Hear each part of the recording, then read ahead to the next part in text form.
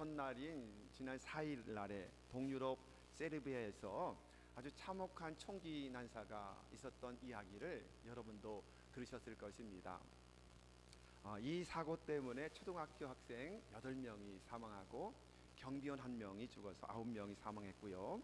그리고 7명이나 되는 사람들이 큰 부상을 당하게 되었습니다. 충격적인 것은 이 범인이 그 학교에 다니는 초등학교 학생인 13살 먹은 초등학교 학생이에요.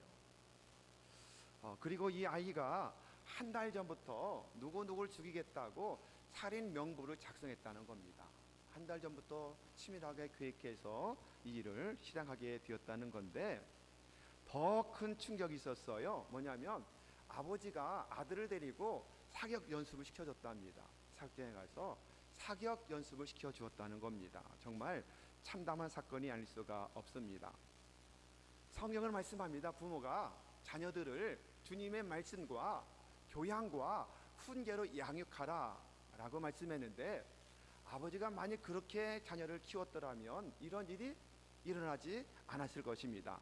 그런데 총으로 사람을 죽이는 것을 먼저 가르쳐 주었더니 무고한 자기 친구들, 또 많은 사람들이 함께 죽고 고통당하는 그런 사건이 나타나게 된 것입니다. 세상 사람들이 모두가 다 하나님의 말씀, 성경의 원리대로 살아간다면 어떻게 돼요? 하나님의 나라가 되며 의와 희락과 화평이 넘치는 그런 세상이 될 텐데, 많은 사람들이 하나님을 떠나서 어떤 세상적인 가치관에 가치체계를 가지고 살기 때문에 끊임없는 비극이처럼 세계 곳곳에서 일어나는 그런 삶을 우리가 보고 있는 것입니다. 여러분의 가정은 지금 안녕하십니까? 오늘 아름다운 다섯 글자 말, 그 중에 뭐가 있었어요? 안녕하세요 라고 한 말도 있었는데, 여러분의 가정은 안녕하십니까? 내일이 어버이날이기 때문에 오늘은 특별히 자녀들을 향해서 주는 말씀으로 한번 말씀을 전하고, 같이 또 부모들은 또 어떻게 해야 될 것인가 약간 함께 말씀을 좀 은혜를 나누려고 합니다. 여러분, 옛말에 까마귀라고 하는 새는, 저희 동네에도 까마귀가 있어요. 까마귀라고 하는 새는 어미보다 높은 가지에 앉지 않는답니다. 신기하죠? 그리고 다른 새는 그렇지 않은데 이 까마귀는 이 어미가 나이가 많이 먹으면 눈이 안 보인답니다. 그러면 새끼 까마귀가 끝까지 죽을 때까지 어미를 봉양한다는 거예요. 먹이를 물어다가. 아주 효도하는 새로 알려졌는데, 이상하게 우리나라는 까마귀를 기분 나쁜 새로 그렇게 알고 있잖아요. 일본 사람들은 질주로 보고 있습니다. 이렇게 까마귀들도 자기 부모를 이렇게 공경하는데, 그러나 인간 역사 속에서 지금 우리가 살고 있는 이 시대만큼 10계명 중에서 5계명이 뭐죠? 내 부모를 공경하라. 이 말씀이 순환을 당하고 있는 시대가 또 있었을까 하는 그런 생각을 하게 되는 시대를 우리가 살고 있습니다. 부모와 자식 간의 그 간격이 많이 멀어지고 상처가 많고 그 상처들이 골마 터질 때가 너무도 많은 가정들을 우리 주변에서 보게 되지 않습니까? 그리고 또한 우리도 마찬가지잖아요. 우리가 좀 철이 들어서 부모님에게 좀 효도 좀 하고 공경해야 되겠다라고 돌아봤더니 이미 우리 부모님들은 벌써 하나님 나라 가시고 안 계실 때가 얼마나 많습니까? 자식들도 마찬가지. 마땅히 효도하고 부모님에게 공경해야 할 것을 알기 때문에 정말 마음에 이 양심의 가책을 느끼는데, 그렇게 하지 못하는 것 때문에 인생의 무거운 짐을 지고 이것을 어떻게 하면 해결할까 마냥 무겁게만 느껴지는 그 달이 5월이고 또 어버이날이 아닐까, 이런 생각을 해보게 되는 것입니다. 순교자이신 주기철 목사님은 감옥에 갇혀서 매를 맞고 살이 찢겨지고 피가 터지는 고통 속에서 자신의 육신의 아픔보다도 더 아파하는 것이 있었어요. 그것은 무엇이냐면 나의 연로하신 어머님에게 효도하지 못하는 것, 그것이 가장 마음이 아팠다는 기록을 하고 있습니다. 그분이 감옥에 계실 때 옥중기 기록한 일기가 있어요. 이런 내용이 나옵니다. 내 어머님, 나를 낳아 애지중지 키우신 은혜 태산같이 높습니다. 어머님을 봉양하지 못하고 잡혀 다니는 불효자의 신세 되고 보니 어머님 생각이 더욱 간절합니다. 내 어머님은 나를 금지 오겹으로 길러 주셨는데 이 몸은 남의 발길에 채이고 매맞아 상하니 어머니 가슴이 얼마나 아프실까. 춘풍추 비바람이 감옥문 곁에 뿌릴 때, 고얀 달빛이 철장에 새들 때 어머니 생각 간절하여 눈물 뿌려 기도합니다. 가여운 내 어머니, 무소불능하신 주님께 맡기고 불효자는 주님 가신 길, 순교자의 길을 가렵니다. 연약한 나를 붙드소서. 80이 넘으신 내 어머니, 자비하신 주님 손에 부탁해 드립니다. 이런 글이에요. 정말 가슴 절절하지 않습니까? 자기가 당하는 고난, 아픔보다는 어머니를 보지 못하고 어머니에게 효도하지 못하는 것에 대한 그 안타까운 마음을 표현했던 글을 우리가 보게 되는 것입니다. 여러분, 오늘 본문 말씀 보면 어떤 상황 속에 있든지 아니면 어떤 환경 속에 있든지 어머니를 섬기고 아버지를 섬기는 것, 반대로 불효하는 것이 정당화될 수가 없다. 부모님을 공경하지 않아도 될 이유는 아무것도 없다. 이것이 오늘 말씀의 가르침이에요. 어떤 여건도 어떤 이유도 심지어는 신앙적으로 종교적인 이유를 들어서 불효의 구실을 만들 수는 없다. 이렇게 말씀하고 있습니다.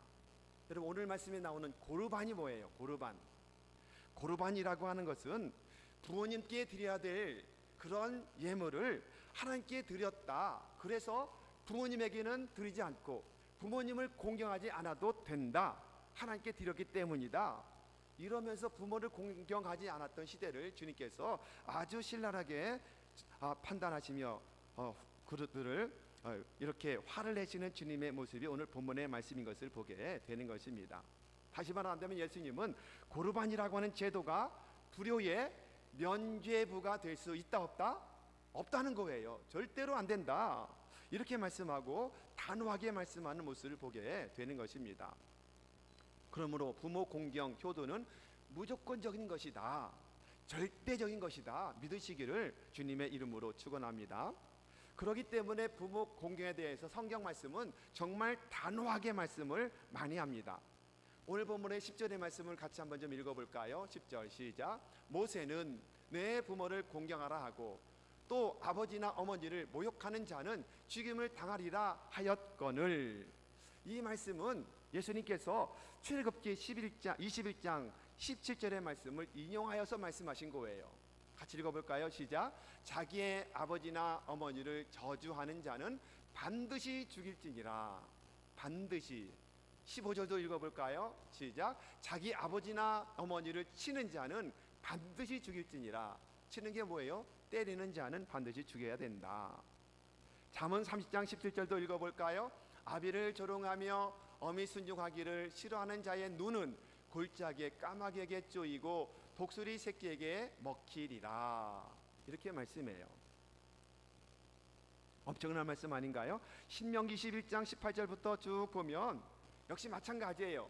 부모님 말씀을 거역하고 또 늘 술에 취해서 방탕하게 살고 이런 불효자는 장로에게 가서 재판을 청하고 동네 사람들이 나와서 그 불효자를 돌로 때려서 죽이는 것이 마땅하다.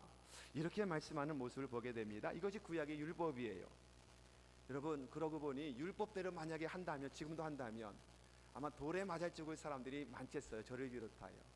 까마귀의 눈이 다 쪼여질 사람이 너무도 많은 것 같아요. 저를 비롯하여서. 여러분, 어버이가 누굽니까? 신학적으로 보면 궁극적인 아버지는, 영원한 아버지는 한 분 하나님밖에 안 계시다라고 주님께서 말씀하시죠.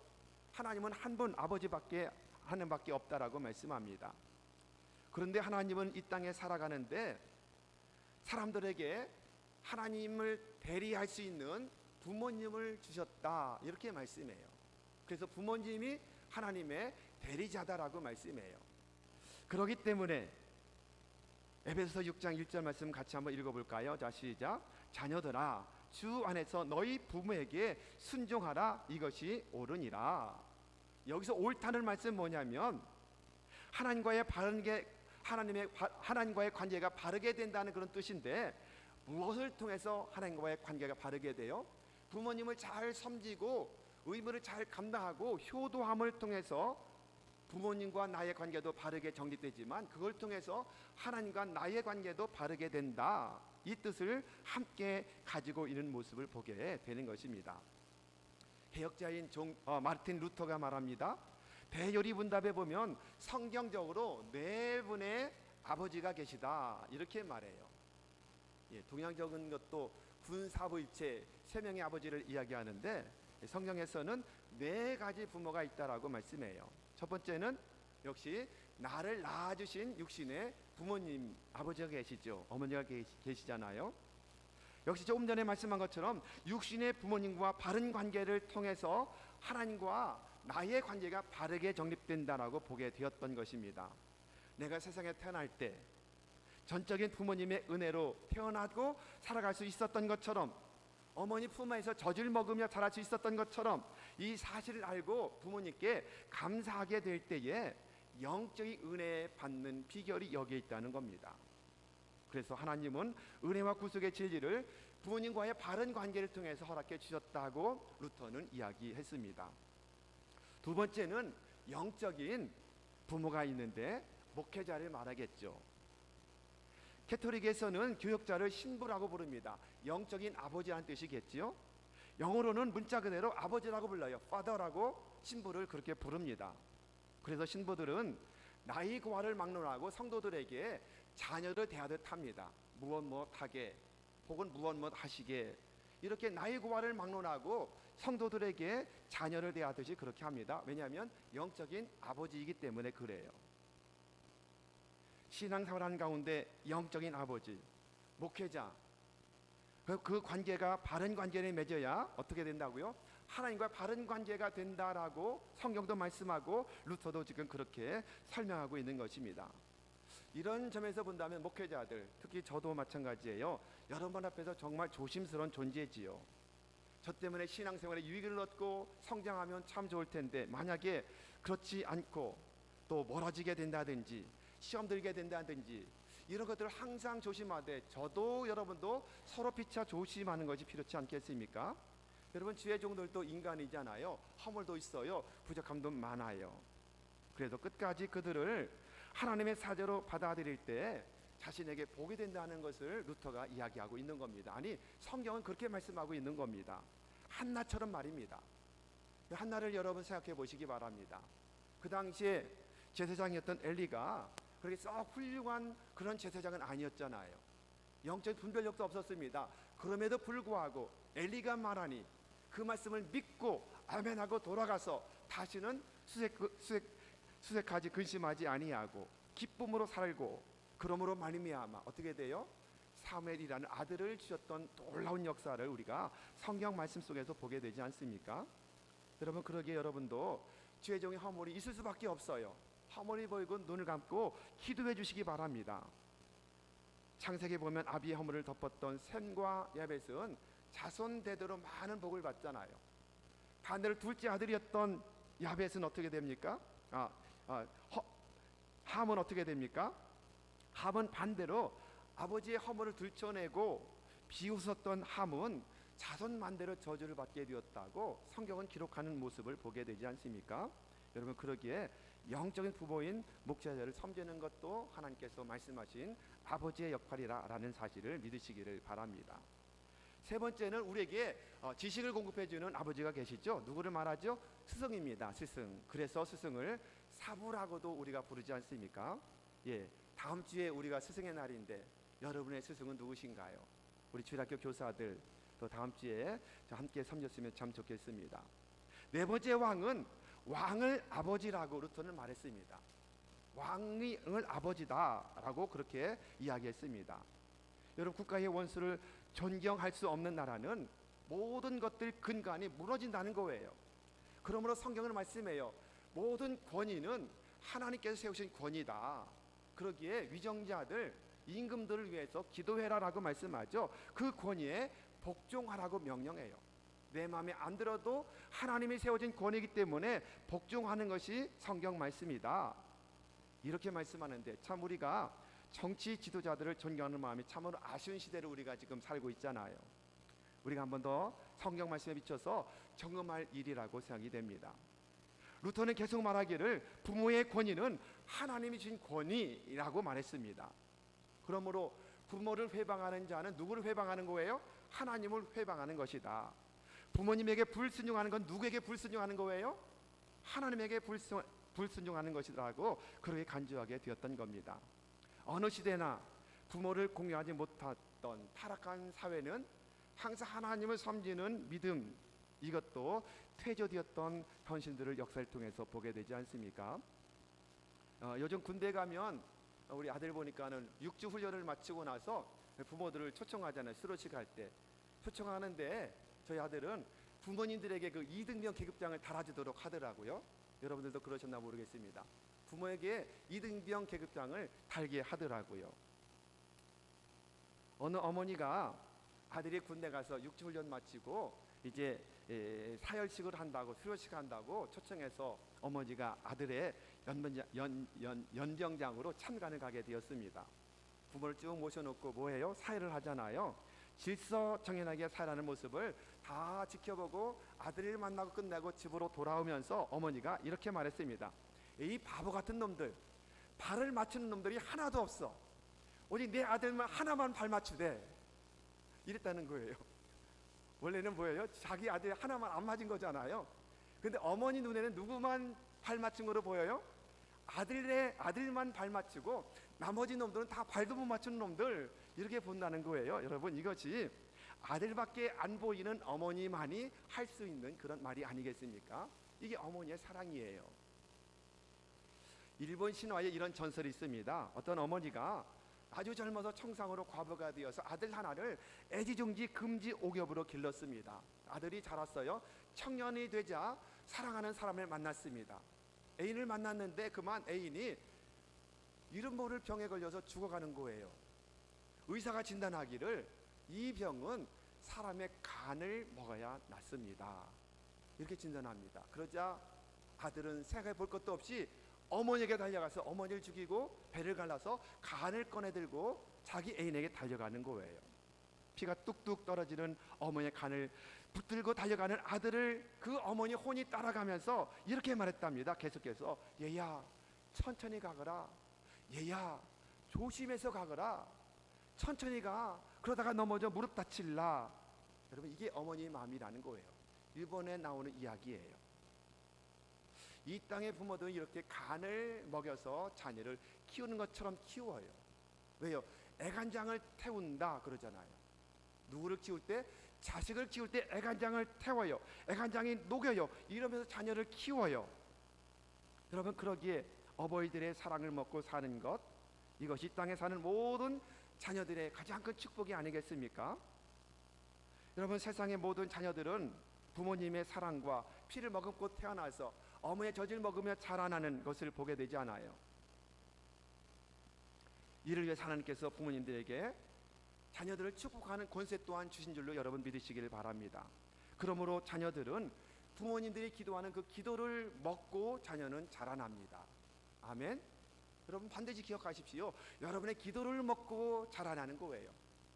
물론 음식도 먹고 육신도 자라지만 기도를 먹고 자란다는 사실을 잊지 마시기를 주님의 이름으로 축원합니다. 여러분, 그러기에 성경에 보면 아브라함이 제일 먼저 아들 이삭에게 마지막 죽기 전에 축복 기도하잖아요. 안수기도 하지 않습니까? 그것을 배웠던 이삭은 또 자기 아들 야곱에게 축복하며 안수기도 해줘요. 이것을 배웠던 야곱은 자기 12아들에게 안수하며 마지막에 축복하고 하나님께로 가는 것을 보게 되지 않습니까? 놀라운 것은 아버지가 빌었던 모든 축복이 자손 대대로 다 받았다는 겁니다. 남김없이 받아요. 이게 부모님의 축복 기도입니다. 믿으시기를 주님의 이름으로 축원합니다. 여러분, 묻습니다. 여러분의 기도는 여러분의 자녀손들을 많이 매일매일 항상 축복하고 있으신가요? 여러분의 삶은, 여러분의 신앙 생활은, 여러분의 언어 생활은 항상 자식들을 축복하는 말로, 생활로 나타내고 있으신가요? 아니면 알 듯 모를 듯 나도 모르는 사이에 행여나 내 생활로, 행동으로, 언어로 나도 모르는 사이에 내 자식들을 자꾸만 저주하는 인생을 보내고 있지는 않습니까? 오늘 가정의 달을 맞이하고 그리고 어린이 주일이며 어버이 주일인 이날에 우리 삶을 한번 좀 점검하고 돌아보는 복된 시간이 되시기를 주님의 이름으로 축원합니다. 사랑하는 여러분, 해마다 한 번씩 지나는 어린이 주일, 어버이 주일인데 오늘 저희 이날을 보내고 있습니다. 이날 되면은 저는 늘 부끄러움을 느낍니다. 왜냐하면 할 일을 다 하지 못한다는 것 때문에, 그러면 산다는 죄책감이 늘 항상 있거든요. 부모 자식 간의 관계는 참으로 귀한 관계이면서도 무거운 책임이 따르는 관계가 아니겠습니까?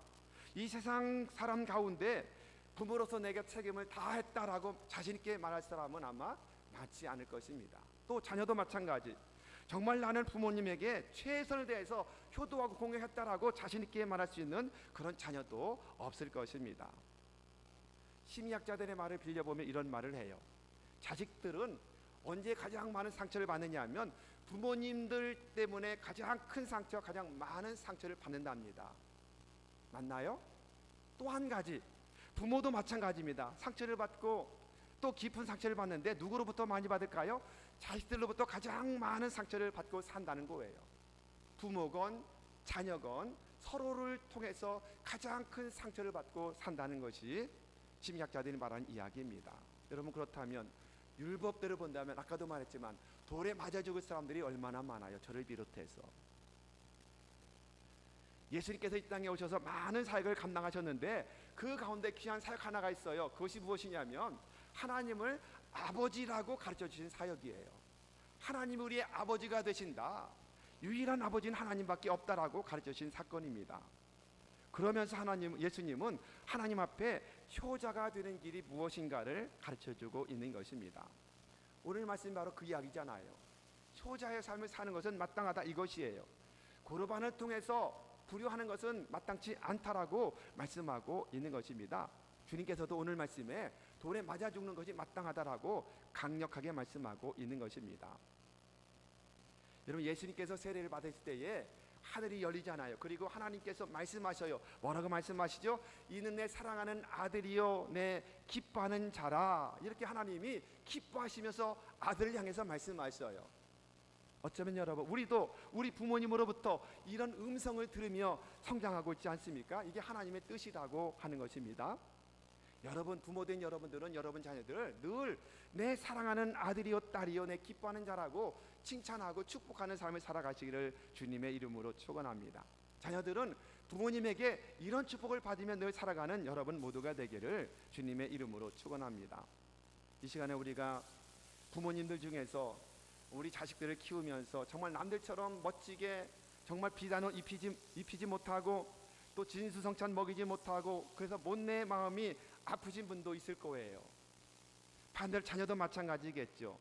자녀 중에서도 효도는 해야 되는데 내가 부족하고 내가 미련하고 내가 연약해서 효도 책임 다하지 못하는 무거운 짐을 지고 사는 분도 있을 거예요. 우리 모두가 다 그런 마음일 거예요. 부모는 부모대로, 자식은 자식대로. 그러나 여러분, 주님께 그 모든 고통의 짐을 다 맡기시기 바랍니다. 오늘 말씀 주희철 목사님처럼 그 모든 어머니를 주님 손에 올려드렸던 것처럼 부모님을 주님 손에 맡겨드리고 부모들은 자식들을 주님 손에 맡겨드리고 내가 그들을 다 케어할 수 없습니다.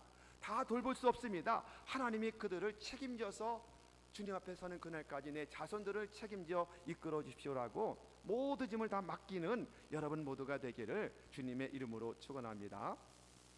여러분, 옛말에 효도는 흉내만 내도 좋다 그랬잖아요. 효도는 흉내만 내도 복이 된다, 이런 말을 많이 했습니다. 그러기에 여러분, 어버이 주일에 하나님의 말씀에 귀를 기울이는 여러분 모두가 되기를 바랍니다. 우리 장로님께서 기도할 때 인용했던 말씀이에요. 에베소 6장 1절부터 3절까지는 자녀들에게 주시는 말씀이죠. 같이 한번 읽으면서 내가 자녀다라고 하는 분은 다 함께 읽어주시기를 바랍니다. 1절부터 3절까지 시작.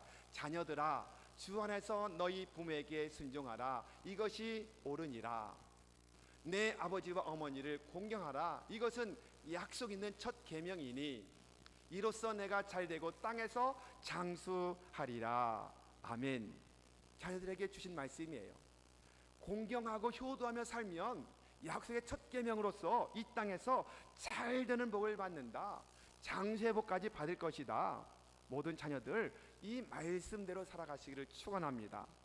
4절 말씀은 부모들에게 주신 명령이에요. 자, 우리 부모된 모든 분들은 함께 읽도록 하겠습니다. 자, 시작. 또 아비들아, 너희 자녀를 노엽게 하지 말고 오직 주의 교훈과 훈계로 양육하라. 할렐루야. 부모들은 이 말씀을 거울 삼아서 매일매일 자녀들을 조금이라도 노엽게 하지 말고 오직 주의 교훈과 훈계와 하나님의 말씀으로 양육하는 여러분 모두가 되기를 바랍니다. 그러면 자녀는 이 말씀에 순종해서 정말 부모님을 공경하고 효도하는 평생의 삶을 삶으로 말미암아 약속 있는 첫 계명의 복을 받아 누리시고, 또 부모님들은 자녀들을 노엽게 하지 말고 주님의 교훈과 훈계로 양육해서 약속대로 신앙의 명문가를 만들어 천대까지 그 복을 이어가는 저와 여러분 모두가 되시기를 예수님의 이름으로 축원합니다.